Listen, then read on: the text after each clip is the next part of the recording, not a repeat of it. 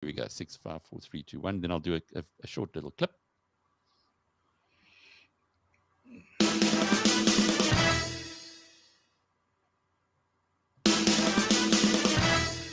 Well, it's Wednesday, and that means Magnus Heystek is our guest co-host. Magnus, good to see you, man. It's been a interesting time to be living in Gauteng, where every second person you know seems to have COVID. Yes, good afternoon, Alec. I think this time around, I think it's much more widely spread than during the first phase. And as you say, it's now all around. It's in your house. It's in your business. We've had a close tour of our offices in Gauteng. Everybody is just suddenly, fortunately, they're all ill, but nobody has passed away or died. But it is around. And if you are prone to get those kind of illnesses, you just isolate and you stay away from humanity. Yeah, and I think that's the big thing here. We know that it's hard to pass on if you're asymptomatic. But if you've got a sniff, even a small sniff, just stay at home. Just stay away from everybody else, because you might think you've only got a cold, but my goodness, if it's COVID, it affects some people in a really bad way. I've got 2 friends, actually, who are really struggling right now. We all have friends struggling, and we've heard and read about people who have passed away, but they were perhaps a bit elderly and had previous conditions, comorbidity issues that now are suddenly kicked in. So unfortunately, it is real. And the government, or the lack of the government vaccine rollout, is not helping either. It's been a total shambles. It's been a total disaster. And as Business Day in its editorial this morning saying, the government has stuffed up the vaccine rollout, but now they're blaming the victims for the fact that they're all spreading the virus.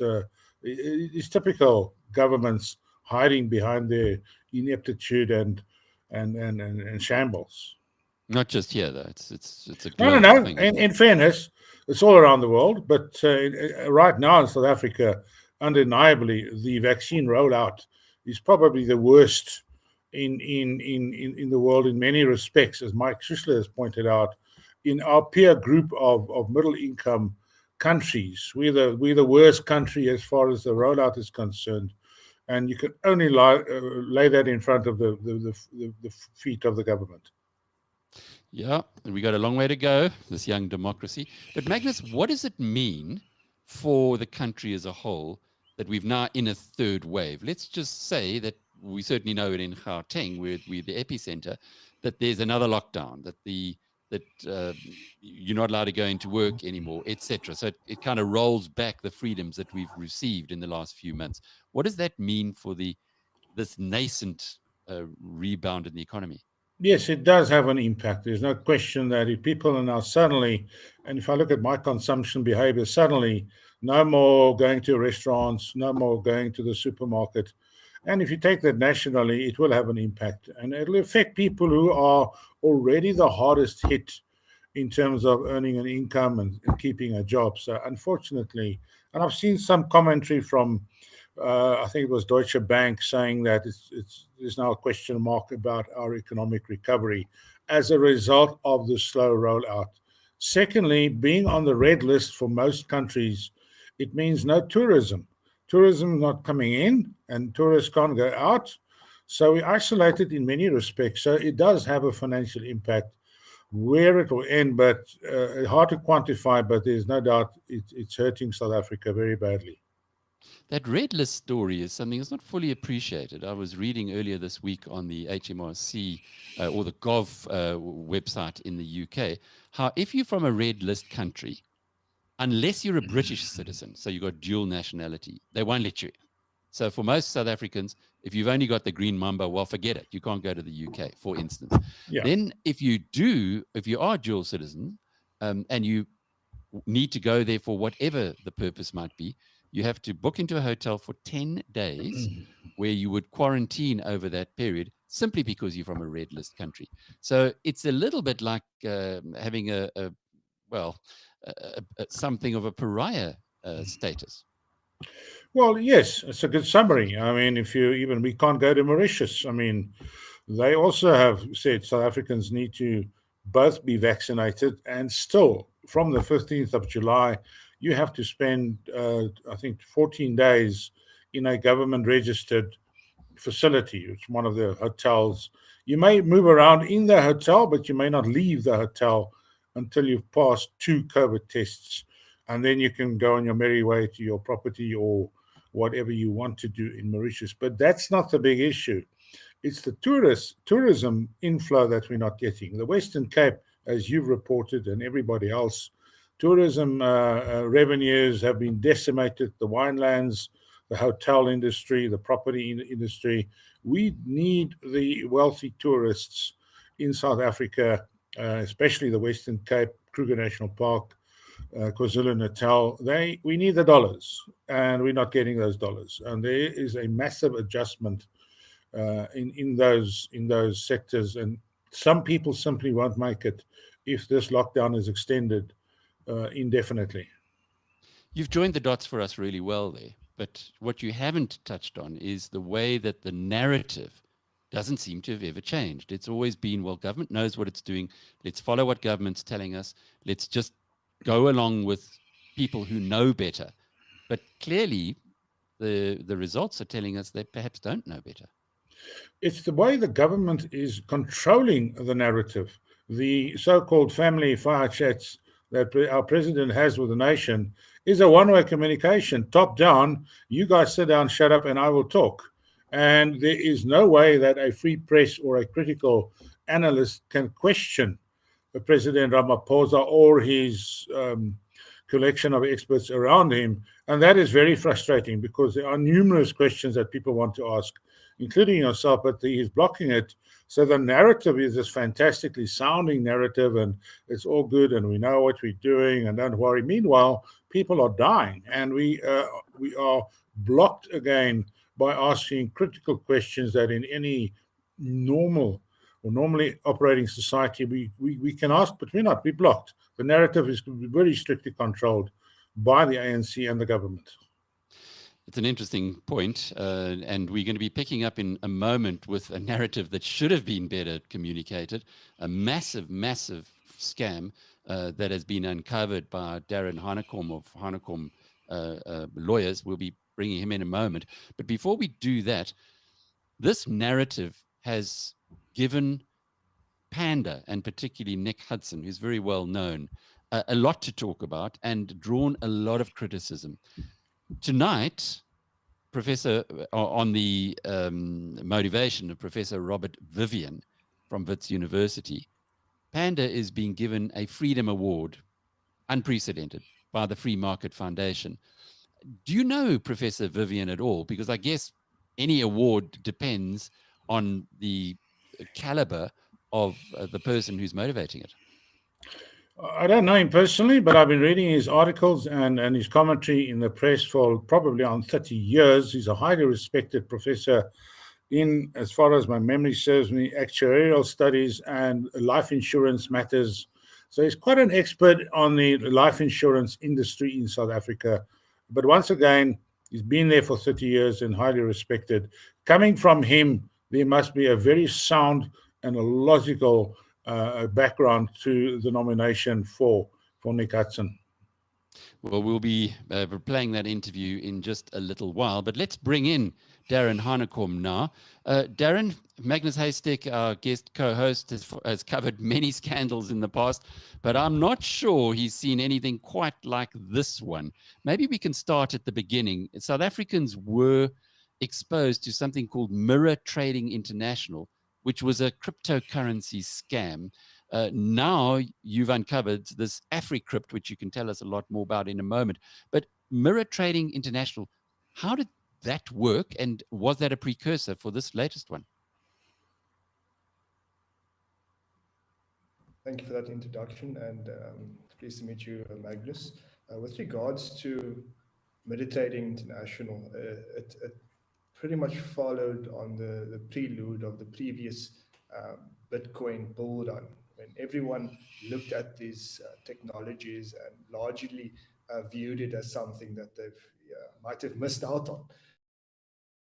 Meditating International was an entity that operated on a variety of levels in the way in which they marketed their service.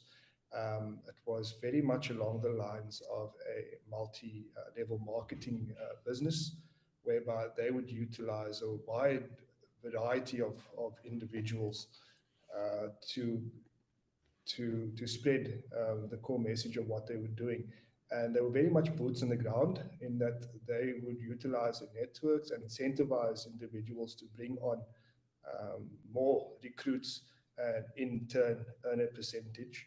Pyramid scheme. Let's call it what it is. It was a pyramid scheme. Yeah, you bring your pals, you get paid, and your pals get screwed. I mean, and eventually you get screwed too. But what about this Africrypt? How does it rank in size with Mirror Trading International? Well, right now the investigations are still at its infancy stage. It's always tricky to know exactly the magnitude of how big these matters are. Or whether it's potentially connected to other schemes or global schemes. So with regards to the magnitude, I can perhaps give a narrative of where it started. It started a lot smaller in respect of client individual balances. So clients would send funds, fiat, which would then be converted into coins on a wallet. They would be shown this wallet address, and on a weekly, monthly basis, they would be shown their respective balances. And many clients wouldn't necessarily, it wasn't a community element to it. So many clients were isolated. One client was isolated from the next. From what we understand, there weren't massive Telegram groups. There weren't massive WhatsApp groups. There wasn't massive sort of client community engagement. So that's why it's tricky to understand of theft. But from what we've seen, at the very least, hundreds and hundreds of millions of dollars, and if not billions of dollars, from what we've seen on the blockchain after following client transaction and client wallet balances. And so the magnitude fluctuates given the movement and price of Bitcoin at any given time. But it does rank in the billions, multi-billions. And what's happened to those Bitcoins or to that money? Well, I think that people is have invested potentially the billion-dollar question. So what has not happened is a clear narrative as to what had transpired on that day. What has not happened was a continued engagement with investors as to what's going on, what is being done to recover these funds, and what they've uncovered so far. What has happened is, Sorry, carry on. So what has happened is not much, and the silence is the problem right now, and we can only dig up as much as we can see in this highly convoluted system, but without any indication as to what exactly is the extent of this. It is difficult to pinpoint an exact amount. Before I ask Magnus to ping some questions, the excellent article that Kieran Ryan wrote today for MoneyWeb is he takes a picture there, a screenshot of the Africrypt investor presentation of 2020. And the founder and CEO is all of 20 years old at that point in time. He obviously is 21 now because it's a year ago. Rais Kaji. And it seems like his brother, Amir Kaji, is the chief operating officer, and a chartered accountant, or certainly claimed to be, Ranju Patel, is the chief financial officer. Now, are these three fellows around to answer questions? Well, from what we've received from investors, that they don't know where they are. They were in contact before, and they had a fairly open dialogue with the directors of the businesses, and that all came to a sort of halt on the day of the hack. So we have no clue as to where they could be and why it is that they haven't reached out to investors after the purported hack. But with that amount of resources at your disposal, you could really be anywhere. So you say the hack. So those Bitcoins and other cryptocurrency coins have disappeared. Well, right now, with regards to the hack, what was conveyed to investors was that the business was subjected to a compromising array of, of, of attempts at getting keys or addresses or getting access to the respective wallets. And the narrative is that the website was compromised, that there's mention of nodes, that there's further mention of the hosting and servers being compromised. What we found concerning is that Bitcoin and cryptocurrencies exist outside of your traditional hosting or outside of your traditional server pools or hardware. By its very nature, it's decentralized. And that's also what gives it its value, and that's why people like it, is because it's impenetrable. To this day, I don't know anyone globally that was able to compromise the distributed ledger blockchain. You would have to compromise every single miner. You'd have to compromise more. It would need to be not just one hack. You would need to have gotten into their hosting service. You would have needed to gotten or get into their back end platforms as well. So the guys are lying, Darren. client Essentially, wallets. they're lying. They're not telling the truth because it's not possible. But Magnus, what's your thoughts about this? I remember you were blowing the whistle on scams. What was it? ShareMax was one that comes to mind a while ago, and many others for a long time. Did you ever hear of this one, Africrypt?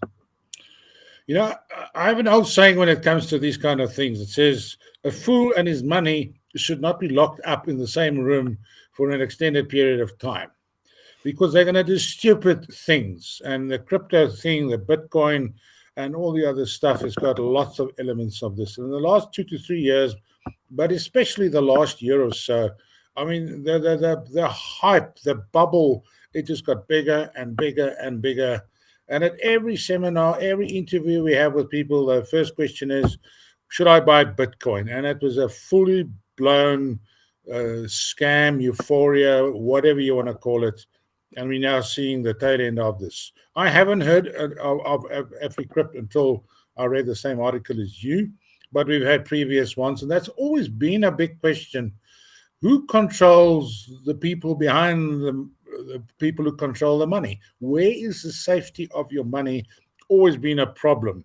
The advocates of this decentralized currency have always said that's its strongest point. But the hackers and the crooks have turned that strongest point into its weakest point because you don't know where your money is. It's gone. You can't trace it. Which country is it? Faceless individuals who are smarter than you on the computers will just run off with your money, and we've seen it all over the world now. Well, it looks like these guys have done very well. Rais Kaji, according to the profile that he put out on himself, started a business in a tiny room in Robertsham when he was 13 years old. So that was in 2013. He got 5 distinctions in matric in 2018. So that's the guy you're giving your money to. Darren, how did you get into this? Have you got clients who are exposed? So from our side of things, and we've been involved in the legal side of crypto advisory for the past 2 years, 2.5 years. We've advised exchanges, arbitrage companies, traders, retail traders, institutional traders, and all the rest. And it was largely through that network that they reached out to us to firstly ask us, before the hack, we were approached to do analysis on this company. And I mean, I'm a massive advocate, Magnus, of cryptocurrency and its movement and its potential. So, I mean, age aside, I mean, we've also seen people within those age groups doing phenomenal things with the technology and great innovations. So I'm very reluctant to immediately assume the age gives them away. But what did give or cause concern for us and the client who approached us is that basic questions couldn't be answered. And that was the first sort of tell as to what could be going on. And about a month or two after we were approached, I was then called again to say, Darren, this is what had happened. And it was troubling to know that this could be done at such a magnitude, and to speak to what Magnus mentioned earlier, and the hype and the euphoria. And the problem is that people with COVID, people are vulnerable. People are looking for that quick profit. And anyone in the cryptocurrency space who is involved with it, not just in this current bull run, but in the previous one, will tell you it's highly volatile. There is opportunity, and there's a lot of ways of making great contributions to this space. But if you aren't prepared to do the research yourself, if you aren't prepared to dig into what this technology is, the last thing you should do is to hand over that responsibility in its entirety to someone else. But you wouldn't do that in any other line of work. If you've got money in your pocket, are you going to give it to a guy who's walking on the street and saying, well, okay, so you can put it on red or black for me at the casino? It's insane that the people would get sucked into this. And who are the people who've been stung? I mean, billions of dollars is big numbers. So MTI was largely a mass sort of retail exercise. A lot of people putting in smaller increments of money, whereas this is slightly different. And this is also why other industry players that we've engaged with in this space have also said the same thing. We have never heard of these guys. We don't know who they are. We've never engaged with them. They've never participated within the space, and it was shocking to them to even to see the numbers. And the reason why that was possible is because it was a very close-knit circle with trusted individuals whose connections were ultimately leveraged to play off of the next person. So it wasn't a random person. It was always somebody who you trusted, who was possibly making money. And I mean, people on top, the first early adopters, do make money. And that's slowly how it began to snowball. Sounds to me, Magnus, a little bit like the whole Tannenbaum story, where it was a group of people in South Africa who all knew each other, and nudge, nudge, wink, wink, look at how clever we are, getting money out the country through exchange control, making a lot of money by this Tannenbaum fellow who'd been around for a long time. Does it remind you of that as well? Tannenbaum of Madoff as well. I was just going to say Madoff. It was the same principles. By invitation only, very exclusive. You're one of the chosen. Give us your money and don't talk about it. That's the way you set up a scam. So have any of your clients, Magnus, approached you with this or let you know that they were taken either by Mirror Trading International, the predecessor, or now this one, which seems to be far larger? We've told our clients from the beginning that Bitcoin or any other currency is not a registered product in South Africa. We don't comment on it. We don't deal in it. And if you go invest in it, it's at your own risk. Go somewhere else. So we've not had anybody come back and said, we have sent out several newsletters saying we cannot comment on it. Do not ask us about Bitcoin. It's not a licensed product.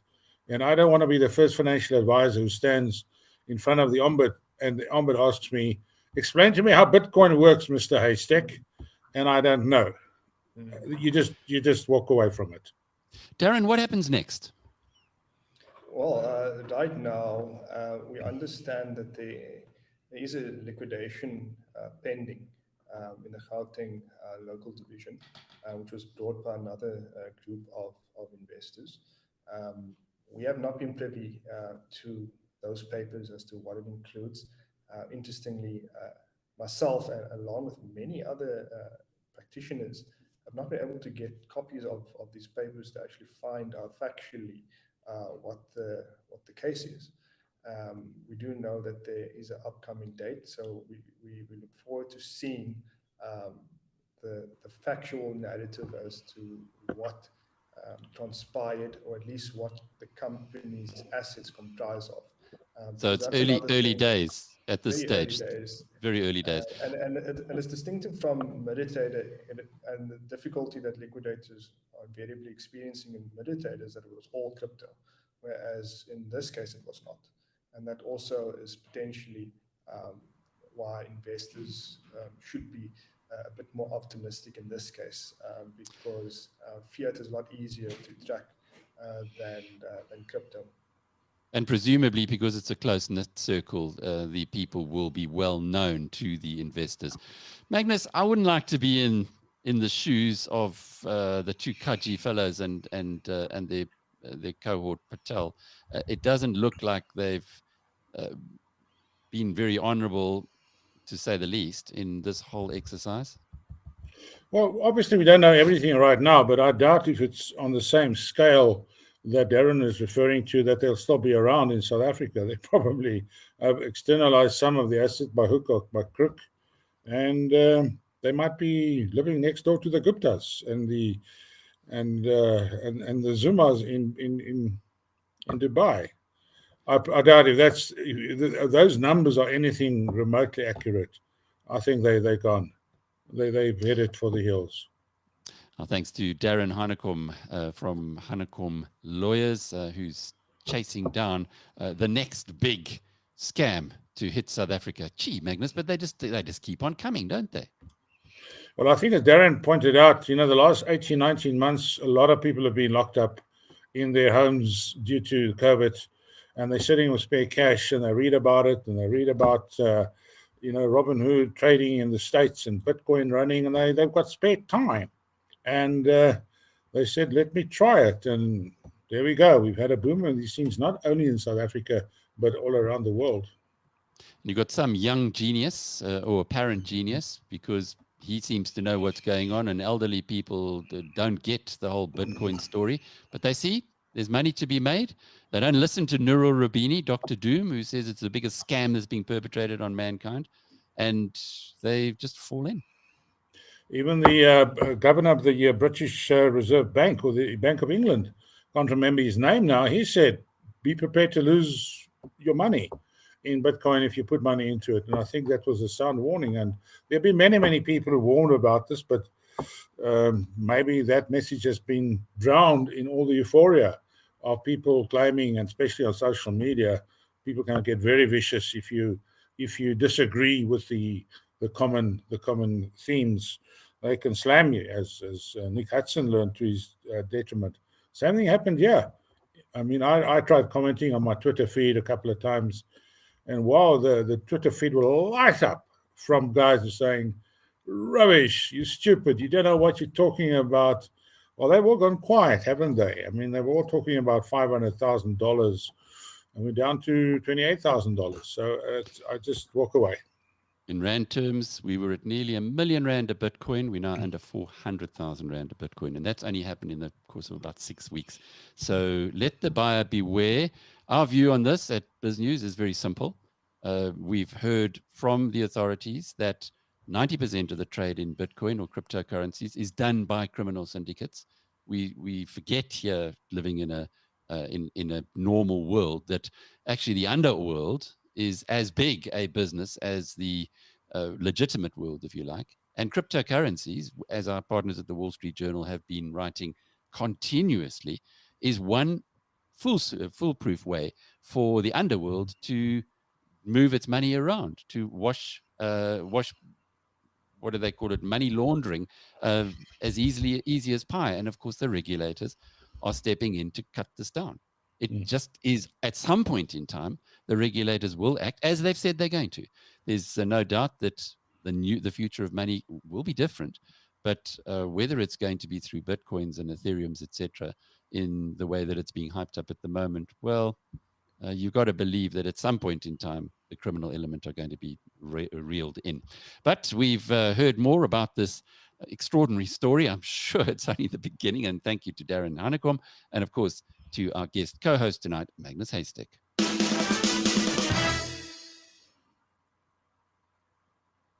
Thank you very much, gentlemen. That was a fascinating conversation. Darren, thanks for joining us, and good luck with all the investigations that you have from here. This could... The sad thing is I'm a massive advocate of this technology.